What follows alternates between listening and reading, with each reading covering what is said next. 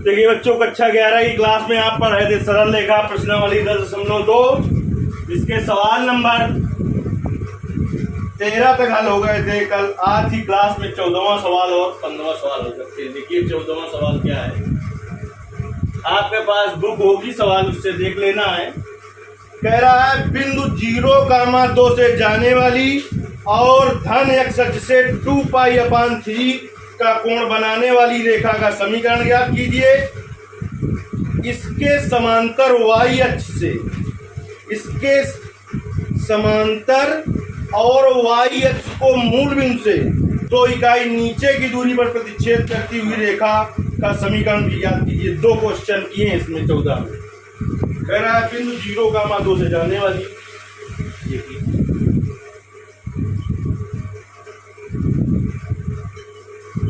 ये x dash है, ये y डैश है। कह रहा है बिंदु 0,2 कहाँ होगा, x अक्ष में कि y अक्ष में? यहाँ पर होगा। एक रेखा है जो जा रही है 0,2 से और x अक्ष से 2π/3 का कोण बना रही है।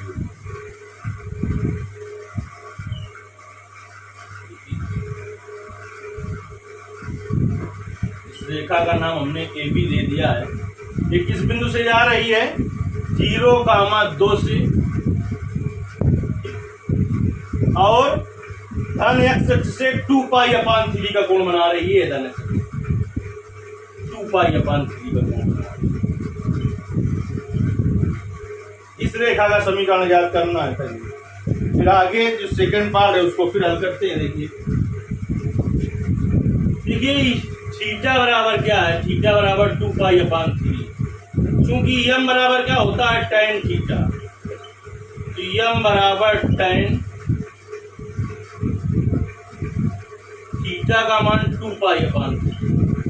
देखिए π/3 का मतलब होता है 60, क्योंकि पाई का मतलब 180 बटे 3 60, तो हो गया tan 120। तो यम बराबर आ गया tan, इसको लिख सकते हैं 90 + 30।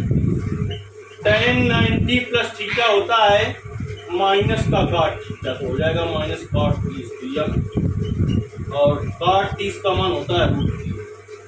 देखिए रेखा AB का समीकरण, जो रेखा AB है वो बिंदु किससे जा रही है, 0,2 से जा रही है। एक बिंदु से जाने वाली रेखा का समीकरण y - y1 बराबर यम x - x1। y माइनस ये है x1, ये है y1। यम का मान माइनस का √3 और x - x1 का मान 0। y - 2 बराबर माइनस का √3x, इसको इधर ले आए तो √3x + y और -2 बराबर। सेकेंड पार्ट देखिए क्या कह रहा है इसका। उसने पहले कहा था बिंदु 0,2 से जाने वाली और धन x से 2π/3 का कोण बनाने वाली रेखा का समीकरण ज्ञात कीजिए। इसके समांतर, इसी रेखा के समांतर AB रेखा है और y अक्ष को मूल बिंदु से 2 इकाई नीचे की ओर प्रतिच्छेद करने है। y अक्ष को 2 इकाई नीचे है, मूल बिंदु को से 2 इकाई नीचे की ओर, यहाँ पर यहाँ का 2 इकाई। इसका क्या हो जाएगा, तो यहाँ पर मूल बिंदु होगा 0,0, 2 इकाई दूरी पर है, तो क्या हो जाएगा 0,-2। y अक्ष पर है, इधर ऊपर होता धनात्मक होता, इससे जा रही है और इस रेखा के समांतर है। ये हमने यम रेखा की। देखिए इस यम रेखा तो की थी, इसके समांतर इसका समीकरण भी ज्ञात करना है। तो बिंदु तो पता है कि यम रेखा किस बिंदु से जा रही है, किस बिंदु से जा रही है 0,-2 से। अगर इसका प्रवणता का मान पता चल जाए तो क्या होगा, इस रेखा का समीकरण भी हम ज्ञात कर लेंगे। तो देखिए चूंकि जो यम रेखा है वो AB के समांतर है, क्योंकि यमयन समांतर है ए बी के। तो रेखा के समांतर रेखा का समीकरण क्या होता है? M1, दो रेखाओं के समांतर होने का प्रतिबंध होता है M1 बराबर M2, M1 बराबर M2, यानी अगर दो रेखाएं समांतर हैं तो उनकी प्रवणताएं बराबर होती हैं। क्योंकि MN समांतर है ए बी के, अतः MN रेखा की प्रवणता यम बराबर यमन रेखा की प्रवणता भी जो निकली थी उसकी -√3, यमन रेखा की प्रवणता भी -√3 होगी। क्यों होगी? बताया हमने ना कि दो रेखाओं के समांतर होने का प्रतिबंध होता है M1 बराबर M2, यानी रेखा के समांतर रेखा की प्रवणता, दो रेखाएं समांतर है तो उनकी प्रवणताएं बराबर होती हैं। तो चलिए क्या आ जाएगा, देखिए यमियन रेखा का समीकरण, यमियन रेखा का समीकरण, यमियन रेखा भी एक बिंदु से जा रही है तो y माइनस y1 बराबर, इसमें भी m का मान कितना रखना है आपको? √3, y माइनस y1 बराबर m और x माइनस x1, तो y माइनस ये है x1 y1 और x1 का मान 0 है और y1 का मान कितना है? -2, m का मान -√3 और x माइनस, तो y और माइनस माइनस हो गया प्लस और माइनस का √3x, इधर ले आए तो √3x प्लस y और प्लस 2 बराबर 0 हो गया। देखिए इस 14वें सवाल के दोनों भाग हल हुए। अब हम 15वां सवाल भी हल कर लेते हैं।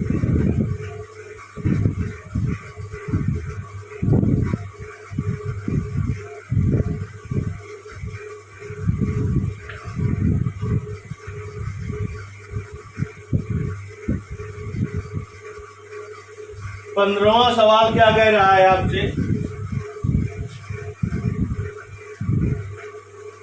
15वें सवाल में कह रहा है मूल बिंदु से किसी रेखा पर डाला गया लंब रेखा से बिंदु -2,9 पर मिलता है, रेखा का समीकरण ज्ञात कीजिए।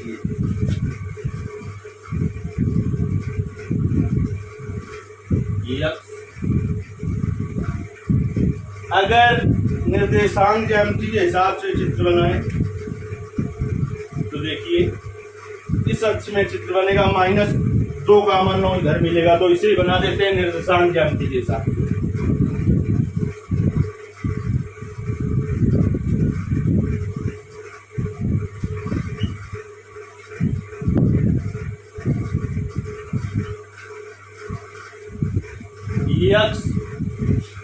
x डैश y डैश कहता है मूल बिंदु से किसी रेखा पर डाला गया लंब -2,9 में मिलता है। x अक्ष में दूरी होगी -2 और y अक्ष में दूरी होगी 9।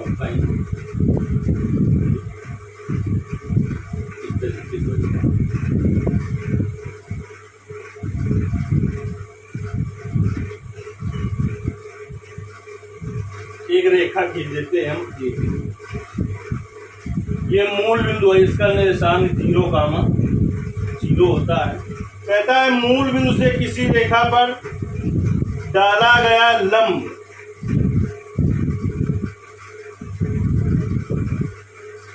बिंदु -2,9 पर मिलता है। इस मूल बिंदु से इस रेखा AB पर लंब डाल दें हम OL, ये लंब जो मिलता है मूल बिंदु से किसी रेखा पर डाला गया लंब रेखा से बिंदु -2,9 पर मिलता है। ठीक, तो रेखा का समीकरण ज्ञात कीजिए। इस रेखा AB का समीकरण ज्ञात करना है। देखिए इस रेखा AB का समीकरण कैसे ज्ञात कर पाए? ये रेखा जो AB है वो किस बिंदु से होकर जा रही है? -2,9 से होकर जा रही है, तो पता है हमें। फिर इस AB रेखा की हमें प्रवणता पता चल जाए, AB रेखा की प्रवणता पता चल जाए तो इस रेखा का समीकरण हम ज्ञात कर लें। तो कहीं से यदि हम OL रेखा की प्रवणता ज्ञात कर लें तो OL लंब है AB पर, तो रेखा के लंब रेखा की प्रवणता होती है -1 बटे रेखा की प्रवणता, क्योंकि दो रेखाओं के लंब होने का प्रतिबंध होता है M1 × M2 बराबर -1, यानी M2 बराबर -1 बटे M1। देखिए कोयल की प्रवणता, रेखा कोयल की प्रवणता यम बराबर y2 माइनस y1 बटे x2 माइनस।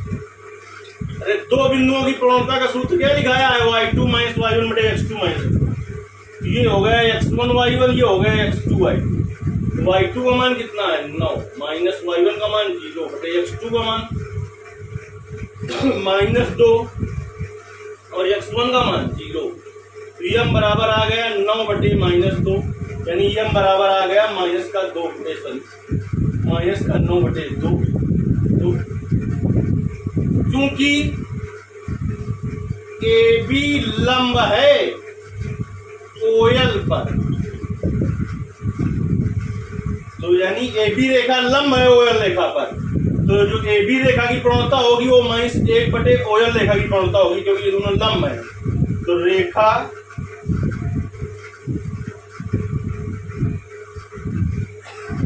AB की प्रवणता, इसको लिखते हैं m1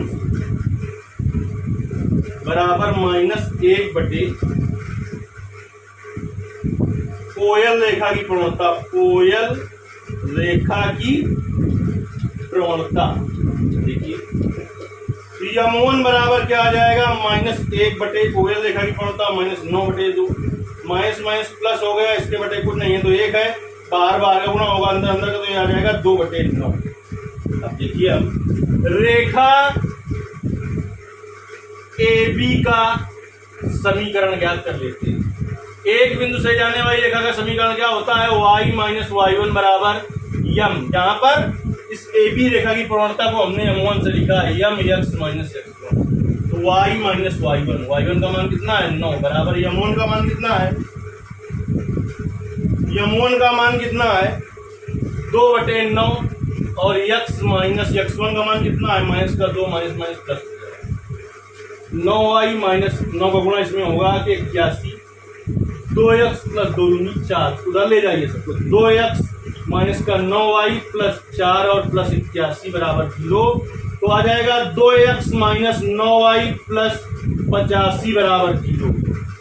इस तरीके से देखिए सवाल हल हो गया प्रश्नावली 10.2 का। ये आपका प्रश्नावली 10.2 का ये सवाल नंबर आपका 15 था।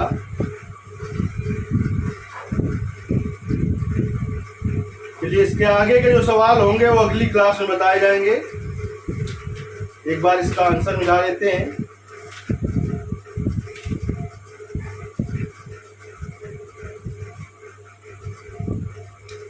ठीक है, इसके आगे के जो सवाल हैं वो अगली क्लास में बताए जाएंगे। जो सवाल ना समझ में आए उससे बताइए।